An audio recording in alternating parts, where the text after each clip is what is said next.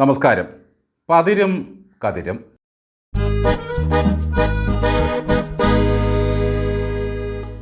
കൂകിയാർപ്പൻ, കരടിപ്പനി, ചുവപ്പൻ മഹാമാരി, Ebola, AIDS, ഗോവസൂരി, Nipah എന്നുവേണ്ട ഇജാതി സകലമാന മഹാമാരികളും കേരളത്തിലേക്ക് വരണേ എന്ന് പ്രാർത്ഥിക്കുന്ന ഒറ്റ വർഗമേ ഇപ്പോഴിവിടെയുള്ളൂ. അവരാണ് കമ്മ്യൂണിസ്റ്റുകൾ. തദ്ദേശീയമായി നിർമ്മിച്ചതും കടൽ കടന്നെത്തുന്നതുമായ സകലവിധ മഹാമാരികളും ഇങ്ങോട്ടൊന്ന് വന്നിട്ട് വേണം ആരോഗ്യമന്ത്രി കെ മുരളീധരൻ ചക്രശ്വാസം വലിക്കുന്നത് അവർക്ക് കാണാൻ. കോഴിക്കോട്ട് നിപ്പ റിപ്പോർട്ട് ചെയ്തതോടെ അവരുടെ ആഹ്ലാദം വർദ്ധിച്ചിരിക്കുകയാണ്. അന്തങ്ങളിപ്പോൾ പറയുന്നത്, ഒരു കാലത്ത് ഞങ്ങളെ രക്ഷിക്കാൻ സഖാക്കളായ ശൈലജയും വീണ ജോർജും ഉണ്ടായിരുന്നു. ഇപ്പോൾ ആരാണ് ഞങ്ങൾക്കുള്ളത്? ഞങ്ങൾക്ക് ഭയമാകുന്നു. മാസ്കും പെടലിയും നയിച്ച ആരോഗ്യ കേരളത്തിൻ്റെ കുളിർമകളാണ് അവരുടെ മനസ്സിൽ. പക്ഷേ കണ്ണിൽ ചോരയില്ലാതെ തോൽപ്പിച്ചു കളഞ്ഞില്ലേ മലയാളികളെ നിങ്ങൾ അവരെ? വീണ ജോർജ് പോയതോടെ നിപ്പയ്ക്ക് എന്ത് മരുന്ന് കൊടുക്കണമെന്നറിയാതെ പ്രയാസപ്പെടുകയാണ് ഡോക്ടർമാർ. വീണ ജോർജ് ആരോഗ്യമന്ത്രിയായിരുന്ന കാലത്ത് കൊടുമൺചിറയിലുള്ള അവരുടെ ഫാമിലും കുമ്പഴയിലെ കുടുംബ വീട്ടിലും നിർമ്മിക്കുന്ന മരുന്നുകളാണ് കൊടുത്തുകൊണ്ടിരുന്നത്.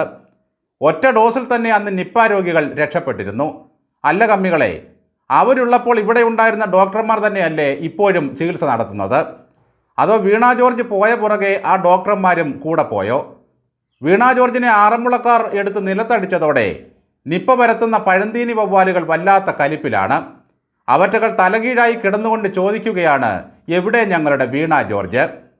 ഈ രണ്ട് മുൻ ആരോഗ്യമന്ത്രിമാരും മഹാദുരന്തങ്ങളെ എങ്ങനെയാണ് കൈകാര്യം ചെയ്തത് എന്നൊക്കെ കേരളത്തിലെ ജനങ്ങൾക്ക് നല്ലതുപോലെ അറിയാം. കോവിഡ് മരണത്തിൻ്റെ നിരക്കുകൾ പോലും മറച്ചുവെച്ച് മേനി നടിച്ച സർക്കാരായിരുന്നു അത്. പുതിയ സർക്കാർ അധികാരത്തിൽ വന്ന് ചുരുങ്ങിയ ദിവസങ്ങൾ കൊണ്ട് തന്നെ നടപ്പിലാക്കിയ ക്ഷേമ പദ്ധതികൾ ഈ കമ്മികളെ സംബന്ധിച്ചിടത്തോളം വല്ലാത്ത നീരസമാണ് ഉണ്ടാക്കിയിരിക്കുന്നത്. എന്തൊക്കെയായിരുന്നു വീണ ജോർജിൻ്റെ കാലത്ത് ഇവിടെ നടന്ന ആഭാസത്തരങ്ങൾ? കത്രിക വയറ്റിലിട്ട് തുന്നിക്കെട്ടുക, മരുന്ന് മാറി കുത്തിവെക്കുക, കുഞ്ഞുങ്ങളുടെ കൈകൾ മുറിച്ചു കളയുക, ഐസിയിൽ ബോധം കെട്ടുറങ്ങുന്ന രോഗികളെപ്പോലും ജീവനക്കാർ പീഡിപ്പിക്കുക, ചികിത്സ തേടി വരുന്നവർക്ക് മുമ്പിൽ ഗേറ്റ് അടച്ചുപൂട്ടിയിടുക, ഏത് നിമിഷവും അഗ്നിക്കിരയാകുന്ന ICU, മരുന്ന് ഗോഡൗണുകൾ തീപിടുത്തം, പഴയ കെട്ടിടങ്ങൾ ഇടിഞ്ഞു വീഴുന്നു, തെറ്റുകുറ്റങ്ങൾ ചൂണ്ടിക്കാണിക്കുന്ന ഡോക്ടർമാരെ തേജോവധം ചെയ്തു. ഒടുവിൽ മരിക്കാൻ തയ്യാറുള്ളവർ മാത്രം സിസേറിയന് വരിക എന്ന് അവരുടെ സ്വന്തം നാട്ടിലെ മെഡിക്കൽ കോളേജിൽ ഡോക്ടർക്ക് എഴുതി വെക്കേണ്ടി വന്നു. ഒടുവിൽ പെടലി നാടകമാടി സ്വയം വേഷമഴിച്ചു വെച്ച് മടങ്ങേണ്ടി വന്നു വീണ ജോർജിന്. കത്രിക വയറ്റിലിട്ട് കുത്തിക്കെട്ടുന്നത് ആരോഗ്യമന്ത്രിയാണോ എന്ന് ചോദിച്ച കമ്മികളോട് ഒന്ന് ചോദിക്കട്ടെ. നിപ്പ രോഗികളെ ചികിത്സിക്കുന്നത് ആരോഗ്യമന്ത്രിയാണോ? മിടുക്കരായ ഡോക്ടർമാരും നഴ്സുമാരും നമ്മുടെ ആരോഗ്യ മേഖലയിലുണ്ട്, അവരിപ്പോഴുമുണ്ട്. അല്ലാതെ വീണ ജോർജും പിണറായി സർക്കാരും ഒഴിഞ്ഞു പോയതോടെ അവരാരും രാജിവെച്ച് പോയിട്ടില്ല. ചികിത്സാ പിഴവും മരണങ്ങളും ഇനിയും ഉണ്ടായെന്നിരിക്കും. പക്ഷേ യാഥാർത്ഥ്യബോധത്തോടുകൂടി അവയൊക്കെ സമ്മതിക്കാനും നിയമസഭയിലും ജനങ്ങൾക്ക് മുമ്പിലും തുറന്നു പറയാനുള്ള മനസ്സാണ് വേണ്ടത്. അല്ലാതെ എന്ത് ദുരന്തമുണ്ടാകുമ്പോഴും റിപ്പോർട്ട് തേടിയിട്ടുണ്ട് എന്ന് പറയുകയും പിന്നെ ആ വഴിക്ക് പോവുകയും ചെയ്യുന്ന ആരോഗ്യമന്ത്രിയല്ല. ആരോഗ്യ മേഖലയിൽ കാണിച്ചു കൂട്ടാവുന്ന സകല വൃത്തികേടുകളും പിഴവുകളും കാണിച്ചു വെച്ചിട്ട് നമ്പർ 1 ആണ് എന്ന് തള്ളി മറിക്കുകയായിരുന്നു ഇവിടെ അന്തങ്ങൾ ചെയ്തത്. അതായിരുന്നു ഏറ്റവും വലിയ കുറവ്. ഇപ്പോൾ ആരോഗ്യ മേഖലയിൽ ഉണ്ടാകുന്ന പിഴവുകൾ ഏറ്റുപറയാനും അപ്പോൾ നടപടിയെടുക്കാനും ആരോഗ്യമന്ത്രി കെ മുരളീധരന് കഴിയുന്നുണ്ട്. നിങ്ങളുടെ കാലത്ത് അതുണ്ടായില്ല. ഇരകളെ ആക്ഷേപിക്കാനും വ്യക്തിഹത്യ ചെയ്യാനുമാണ് നിങ്ങളുടെ PR വർക്കുകാരും സൈബർ കമ്മികളും നേതൃത്വം കൊടുത്തത്. ഒരു പ്രമുഖ അന്തംകമ്മിയായ അഡ്വക്കേറ്റ് ലാൽകുമാർ എന്ന ഒരാളുണ്ട്. ആരോഗ്യമന്ത്രി നെട്ടോട്ടമോടുന്നതിലാണ് അദ്ദേഹത്തിൻ്റെ സന്തോഷം. ഇനി എന്തൊക്കെ കാണാനിരിക്കുന്നുവെന്ന് ആലോചിച്ച് ദുരന്തത്തിന് കാത്തിരിക്കുകയാണ് അദ്ദേഹം.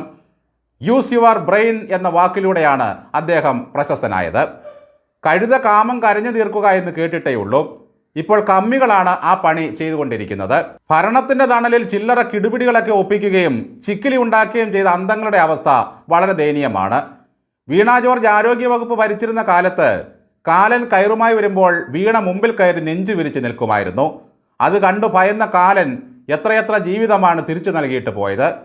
കാലൻ്റെ കണക്കപ്പിള്ളയായ ചിത്രഗുപ്തൻ്റെ കയ്യിലിരിക്കുന്ന കണക്ക് പുസ്തകം വരെ വാങ്ങി തിരുത്തുമായിരുന്നു വീണ ജോർജ്. 100 പേർ മരിച്ചാൽ 10 പേർ എന്ന് എഴുതി വയ്ക്കും. അങ്ങനെ ഭൂമിയിലും സ്വർഗത്തുമല്ലാതെ പോയ എത്രയെത്ര ആത്മാക്കൾ. കഴിഞ്ഞ 20 ദിവസം കൊണ്ട് ആരോഗ്യവകുപ്പിൽ എന്തോ വലിയ ദുരന്തം സംഭവിച്ചു എന്ന മട്ടിലാണ് കമ്മിക്കൂട്ടങ്ങൾ ചൊറിഞ്ഞിളക്കിക്കൊണ്ടിരിക്കുന്നത്. ഒരു മാസം കൊണ്ട് എങ്ങനെയാണ് അന്തങ്ങളുടെ നമ്പർ 1 ആരോഗ്യ കേരളം പടുകുഴിയിൽ ചാടിയത്? വീണയെ വിളിക്കൂ, നിപ്പയെ അകറ്റൂ എന്ന മുദ്രാവാക്യവുമായി DYFI ഉടൻ തന്നെ രംഗത്തിറങ്ങുന്നതാണ്. വീണ ഒരു പ്രത്യേക മൂലമന്ത്രം ചൊല്ലിയാണ് നിപ്പയെ അകറ്റിയിരുന്നത്. സാധാരണ പുതുതായി ചാർജ് ഏറ്റെടുക്കുന്നവർക്ക് അത് പറഞ്ഞു കൊടുത്തിട്ട് വേണം ഇറങ്ങിപ്പോകാൻ. പക്ഷേ മുരളിയോട് അത് പറയാതെയാണ് ഇറങ്ങിപ്പോയത്. കേരളത്തെ ഓർത്ത്, ഇവിടുത്തെ ജനങ്ങളെ ഓർത്ത് വീണ ജോർജ് ഒരു ഉപകാരം ചെയ്യണം. എങ്ങനെയാണ് നിങ്ങൾ നിപ്പയെ അകറ്റിയത് എന്ന ആ മഹാരഹസ്യം മുരളീധരന് ഒന്ന് പറഞ്ഞു കൊടുക്കണേ പ്ലീസ്.